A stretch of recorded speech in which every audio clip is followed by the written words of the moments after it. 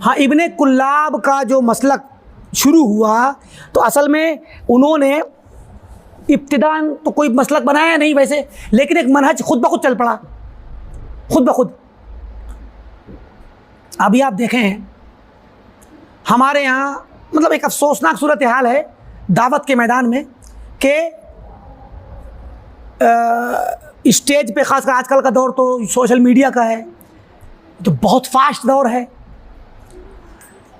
आज पहले के वक्तों में तो मस्जिद पे मिंबर पे खड़े होकर लोगों को तकरीर करने मिलती थी, आज मिंबर नहीं रह गया। अरे भाई मिंबर पे मत बुलाइए, घर बैठ के रिकॉर्ड करेगा डाल देगा।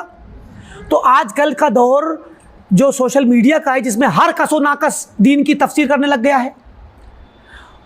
बहुत से बिरादरान भी इस्लाम की तफसीर में और दावत में आ गए हैं।